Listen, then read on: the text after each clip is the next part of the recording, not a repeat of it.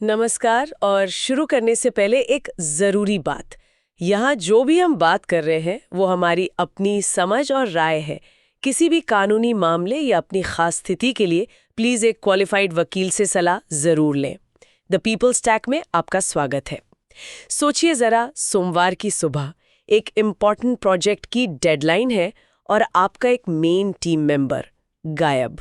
ना फ़ोन उठा रहा है, ना ईमेल का जवाब, कुछ पता नहीं। ये सिचुएशन, जिसे हम एब्सकॉन्डिंग कहते हैं, कई भारतीय स्टार्टअप्स और एसएमईज के लिए एक बुरे सपने जैसी है।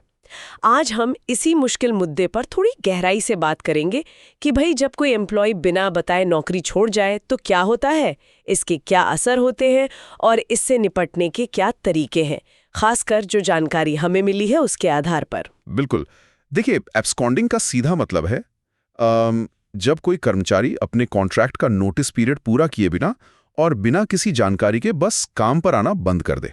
कभी कभी तो इस्तीफा दे देते हैं, पर फिर हैंडओवर नहीं करते या कंपनी का सामान वापस किए बिना ही चले जाते हैं। और इसका असर खासकर छोटे व्यवसायों पर तो बहुत गहरा पड़ता होगा, है ना? जैसे रोज का काम रुक जाना, प्रोजेक्ट्स में देरी। इसे बिजनेस कंटिन्यूटी का टूटना कहते हैं शायद। हाँ, बिल्कुल। बिजनेस कंटिन्यूटी पर सीधा असर।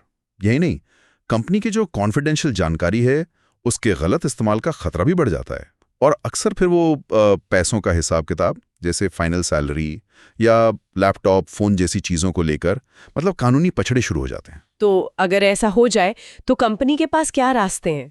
मतलब लीगली क्या कर सकते हैं? हाँ, देखिए, कानून किसी से जबरदस्ती काम तो नहीं करा सकता, ये तो साफ है। लेकिन हाँ, कॉन्ट्रैक्ट की शर्तों का उल्लंघन होने पर कंपनी कुछ कदम उठा सकती है। पहली बात, अगर कोई लंबे समय तक बिना बताए गायब है तो इसे सर्विस रूल्स या स्टैंडिंग ऑर्डर्स के तहत कदाचार यानी मिसकंडक्ट माना जाता है। अच्छा, कदाचार मतलब नियमों का सीरियस उल्लंघन। हाँ, बिल्कुल। और ऐसे केस में कंपनी एक प्रॉपर प्रोसेस फॉलो करके, जैसे कर्मचारी को कांटेक्ट करने की पूरी कोशिश करना, फॉर्मल नोटिस भेजना, जवाब देने का मौका देना, इसके बाद उसे नौकरी से निकाल सकती है। इसे कहते हैं टर्मिनेशन फॉर मिसकंडक्ट। दूसरा, अगर कॉन्ट्रैक्ट में नोटिस पीरियड की शर्त थी, जो अक्सर होती है, तो कंपनी कर्मचारी के फाइनल सेटलमेंट से उस पीरियड की सैलरी काट सकती है। नोटिस पे रिकवरी जिसे कहते हैं। नोटिस पे रिकवरी। पर ये असल में कितना प्रैक्टिकल है? मतलब क्या इसे कोर्ट में चैलेंज नहीं किया जा सकता? चैलेंज तो किया जा सकता है, बिल्कुल। इसीलिए कॉन्ट्रैक्ट का एकदम साफ होना और सारी प्रक्रिया मतलब स्टेप बाय स्टेप फॉलो करना बहुत जरूरी है। इसके अलावा मान लीजिए कोई ट्रेनिंग बॉन्ड था, तो ट्रेनिंग पर जो वाजिब खर्चा हुआ है वो वसूला जा सकता है। और कंपनी की property, laptop, phone, access card, वो तो वापस मांगनी ही है। अगर कोई जानबूझकर वापस नहीं करता तो लीगल एक्शन भी लिया जा सकता है।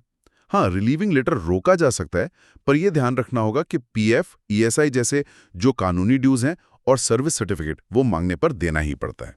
समझ गई। तो ये कानूनी रास्ते तो हैं, पर असल चुनौती तो शायद इसे होने से रोकने की है ना? इसे रोकने या संभालने के लिए क्या बेस्ट प्रैक्टिसेस हैं? बिल्कुल, रोकथाम हमेशा इलाज से बेहतर है। सबसे पहला और जरूरी कदम है एक मजबूत और बिल्कुल साफ एम्प्लॉयमेंट कॉन्ट्रैक्ट, जिसमें नोटिस पीरियड, हैंडओवर की जिम्मेदारियां और बिना बताए जाने के क्या नतीजे होंगे, ये सब साफ साफ लिखा हो। हाँ, और शायद सिर्फ कॉन्ट्रैक्ट ही काफी नहीं, एक अलग से एब्सकॉन्डिंग पॉलिसी भी बना लेनी चाहिए, जिसमें पूरा प्रोसेस डिफाइन किया हो कि अगर कोई गायब होता है तो कंपनी क्या क्या करेगी। और जैसे ही कोई बिना बताए एब्सेंट हो, तुरंत एक्शन लेना चाहिए।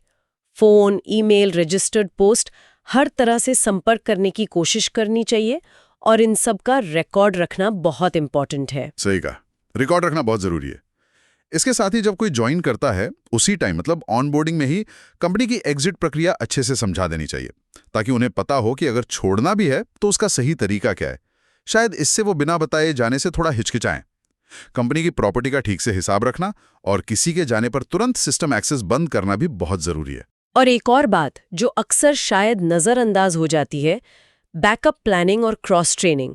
अगर एक ही इंसान सब कुछ जानता है तो उसके जाने से तो काम एकदम ठप पड़ जाएगा। बिल्कुल, वो निर्भरता कम करनी जरूरी है।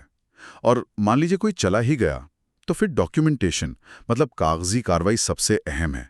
कर्मचारी का लास्ट वर्किंग डे रिकॉर्ड करें, फॉर्मल नोटिस उसके आखिरी पते पर भेजें डिलीवरी प्रूफ के साथ, फाइनल सेटलमेंट बनाएं, जरूरत हो तो नोटिस पे काटें।